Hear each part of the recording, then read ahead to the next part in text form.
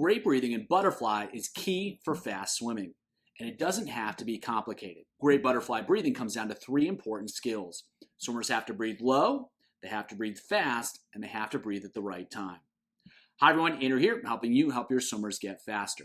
In every Olympic race that features butterflies, swimmers are going to have to breathe. It's either over 100 meters or 200 meters, and they need the air in order to power their swimming. And so if swimmers can't master the breath, they're really going to struggle to compete successfully in butterfly. And so good breathing is something that we have to help them develop. Fortunately, breathing well is not particularly complicated. Ultimately, it's very simple, but that doesn't necessarily mean it's easy for swimmers to do. With a better understanding of what they do need to do, we can start to develop strategies to help them improve their breathing. So let's take a look at some butterfly breathing that is fast, low, and happens at the right time. So the key things to watch for are that the breath is low, the breath is fast, and the breath happens at the right time. What we will definitely be able to see here is that the breath is fast and that it's happening at the right time. And we'll check out some overwater shots to see how low the breath is. And while overwater shots are best to see how low the breath is, we can also get a sense of it based upon how high the chest rises up in the water, and we can definitely see that under the water.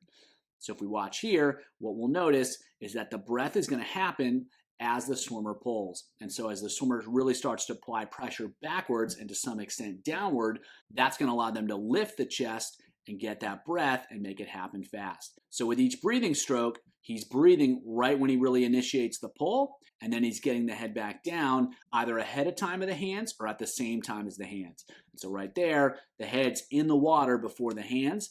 And again, it's a timing issue. The sooner he can get the head back down, the less resistance he's going to create in this position here. And just as importantly, he can get into the next stroke cycle a little bit faster. So breathing through the pull here, getting the head back down as fast as he can. And that's going to allow him to, one, keep the resistance low and keep the stroke cycle rate up. So two really important aspects of effective breathing are making it happen at the right time and then getting the head back down in time in order to keep the rate up and resistance low. So another thing to pay attention to with this swimmer is the difference between the non-breathing and the breathing strokes. That was a non-breathing one. You could see his face the whole time. And then he comes up a little bit higher on the breathing stroke, but it's not that much higher. And so there's not a tremendous difference between the two. There is a difference. He's going to lift a little bit higher, but the more he can minimize the difference between the two, the less disruption of the stroke there's going to be, and the higher he'll be able to keep his rate while keeping the resistance low, which is going to allow him to swim faster. Now, if we watch this swimmer here, we'll see similar things. So right there, that's a no breath stroke. And then here, he's going to breathe. And if you watch the breath, it's going to happen as he really gets into the meat of the pull. So when he really starts to apply pressure backwards, it's going to lift him up a little bit, allow him to breathe effectively, and then boom, his head is back down way before the hands get back in line. And again, that's going to allow him to keep the rate up, keep resistance low. So good breath there. You can see he's coming back down already. And with this one in particular, his head barely is getting out of the water. So you can just see his shoulders there, and his head's already back down low in that breath. And so he's breathing really, really low to keep his resistance low and to keep the rate up. So from a timing standpoint, breathing through the pull and then getting the head back down well ahead of the arms. And from a height standpoint, right here, he's breathing really low and he's breathing really fast.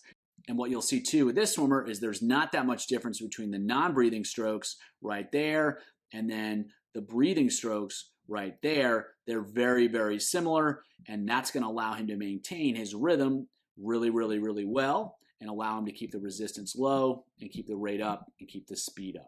So really effective breathing here because it's low, it's fast, and it's happening at the right time. And it's pretty difficult to tell which stroke is a breathing stroke and a non-breathing stroke. So this one's going to be a breath. And then this one is going to be a non-breathing stroke. And they are very, very similar. He comes up a little bit higher, but not too much. And he gets back into line really, really, really fast. And so the less of a difference there are between the breathing and non-breathing strokes, the more speed he's going to be able to create. So if we watch it over the water, what we'll see is the breath is really low. So she's barely getting her head out of the water. You can almost see her chin surfing along the water. And then she's getting the head back down before the hands enter. So her head is back down under the water right there, and then she enters the water. So when she breathes, that head's coming up well before the arms are beginning to recover, and then she's getting the head back down before the hands enter.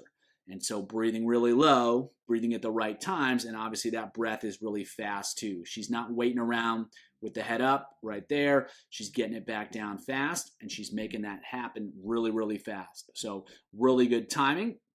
Breathing with the pull right there, getting the head back down before the recoveries are finished, keeping the breath really low, so chin right at the surface there, and then breathing really, really fast. So it's ultimately not a particularly complicated or complex skill. It's actually quite simple, but that doesn't mean it's easy for swimmers to execute. They have to be able to breathe at the right time, they have to be able to breathe low, and they have to be able to breathe fast. If they can make that happen, they're going to be able to swim fly without the breath disrupting their stroke. And that's really what a good breath is. It's not that it necessarily adds anything to the stroke. It allows swimmers to get air without disrupting the overall rhythm of the stroke. If you want to learn more about how to help swimmers improve their butterfly breathing, check out the video below.